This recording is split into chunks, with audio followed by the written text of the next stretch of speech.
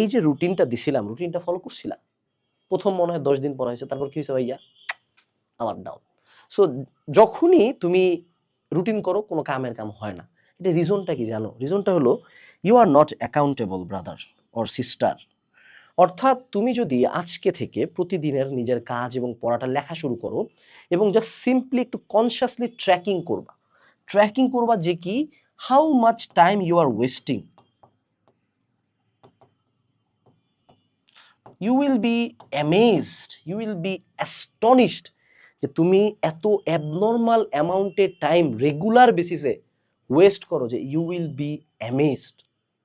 তুমি এতটা time waste করো, কল্পনা করতে পারবা না। তুমি জাস্ট তোমার টাইম ওয়েস্টটাকে 26-এ টার্গেট করো, হাফে নিয়ে আসবা এবং তুমি তোমার প্রতিদিনের কাজের জন্য পড়ার জন্য নিজেকে অ্যাকাউন্টেবল করবা। প্রতিদিনের শুরুতে প্ল্যান করবা আজকে এগুলা এগুলা পড়বো এবং রাতে আসে রিভিউ করবা। জাস্ট সিম্পলি অ্যাকাউন্টেবিলিটি যে আমি প্রতিদিনে এই টার্গেটগুলো আমাকে কমপ্লিট করতেই হবে, এইটার জন্য তোমার এফিসিয়েন্সি ইনশাআল্লাহ অ্যাটলিস্ট 2x বাড়া যাবে ইনশাআল্লাহ। সো যারা যারা একাডেমিক টু অ্যাডমিশন কোর্স কিনছো, প্লিজ বি অ্যাকাউন্টেবল, প্লিজ পড়ো। আর যারা যারা কিনো নাই, 14 জায়গায় পড়ে বেড়াইছো, এখন তো অ্যাটলিস্ট নতুন বছরে আসে রিয়েলাইজেশন হওয়া উচিত যেখানে আমার 6টা চ্যাপ্টার হওয়ার কথা ছিল, যেখানে আরো 6 মাস আগে পড়া শুরু করছি, পার চ্যাপ্টার 1 মাস করে টাইম পেয়ে আমি পড়তে পারি নাই, তাইলে আমি কেন দ্রুত আগাবো না?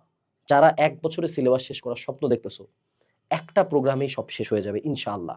সাথে math solving, test paper solving, অ্যাডমিশনের, ভার্সিটি মেডিকেল ইঞ্জিনিয়ারিং এর ক্লাস এক্সাম সব আছে।